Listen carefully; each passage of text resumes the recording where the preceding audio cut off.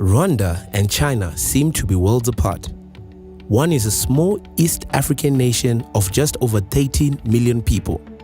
The other is the biggest country in the world with a population of close to 1.5 billion people. China is a global military, technological, trade and finance giant, while Rwanda is still at the very beginning of its development journey.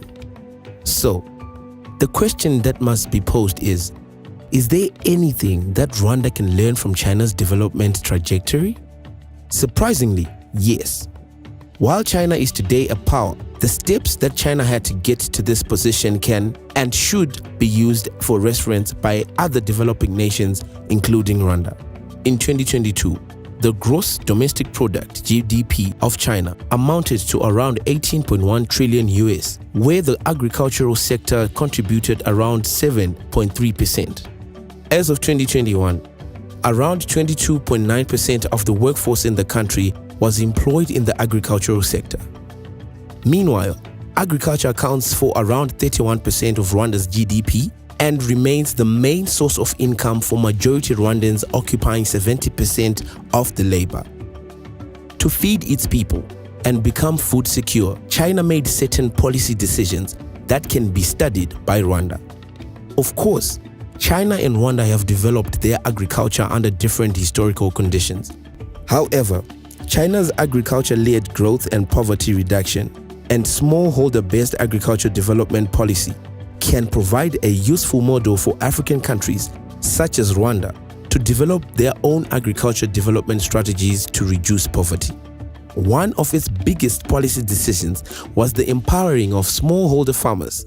Today, smallholder farmers are the backbone of Rwanda's food system. They have the majority of employed labor, and at a strategic level, for Rwanda to develop, these smallholder farmers must become more productive. In China, agricultural development was primarily driven by smallholder farmers moving from lower to higher levels of productivity, and unlike Rwanda, the origin and evolution of Chinese agricultural structure has been based on long-term experimentation over thousands of years. This has enabled Chinese smallholders to develop smallholder-based farming technology in an incremental way over a long period, and has provided a solid foundation for the further agricultural development. To make it a reality, China introduced a series of policies and measures to ensure food security. This is in addition to resolutions including clear guidelines issued everywhere by Chinese Communist Party to solve problems affecting the agriculture sector. In 2006, China exempted smallholder farmers from agricultural taxes, which significantly contributed to improved livelihoods. Besides, agriculture is the fourth largest priority for government expenditures after education, social safety, and health. The Chinese agricultural system is centered on technology, while farmers receive support at their doorsteps from agricultural extension stations across the country. Fish and mushroom farming have emerged among other key areas highlighting agricultural development in China. In response to growing demand for aquatic products, China introduced its 14th five-year National Fishery Development Plan in 2022.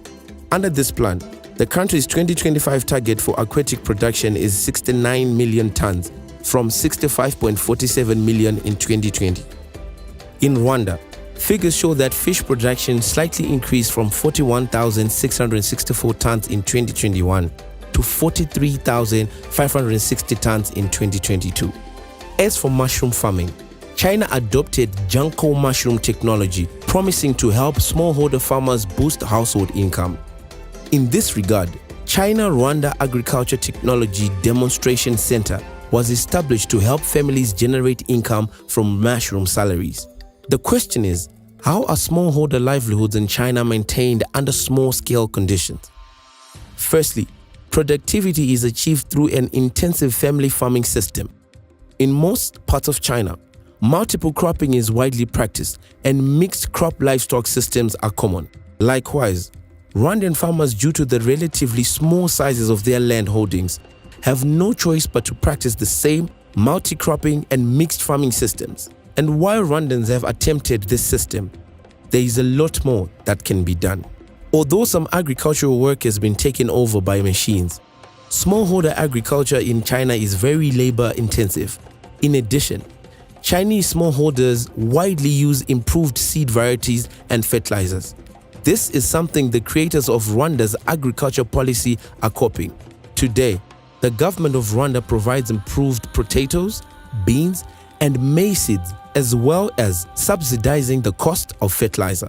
Land use and settlement patterns in rural China have also contributed to agricultural development. Except in mountainous areas, villages are usually nucleated and arable land belonging to different smallholders is relatively concentrated. This helps the development of large-scale commercial crop clusters such as maize clusters in northern China and rice clusters in southern China.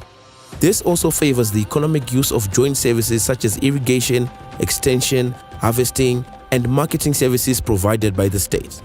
By creating the Umudugudu system in rural Rwanda, the government of Rwanda has been able to separate land from settlement and land for agriculture.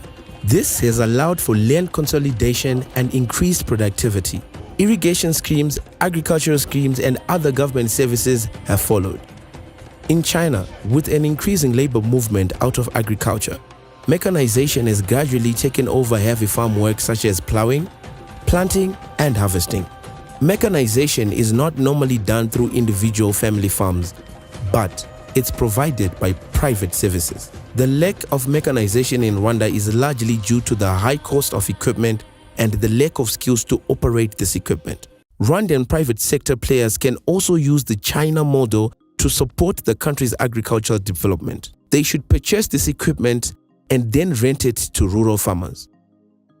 While Rwanda is very different from China, there are nevertheless the same important lessons that could be shared between the two countries.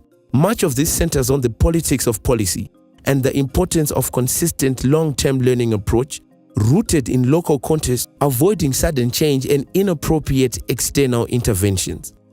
In China, a consistent agriculture-centered development strategy and staple food crop-led agricultural development policy, honed through the incremental learning process, significantly shaped smallholder agriculture. Another lesson from China stems from the steady transformation towards a market system ensured by the provision of irrigation, improved seed and fertilizer, and market facilities provided by the state, which enabled smallholders to gain access to the service at low cost. Building a food-based agriculture system takes time and must be accompanied by comprehensive support to assist appropriate new technologies to emerge. This includes reinvesting in agricultural education, research institutes, and experiment stations, as well as modern extension service.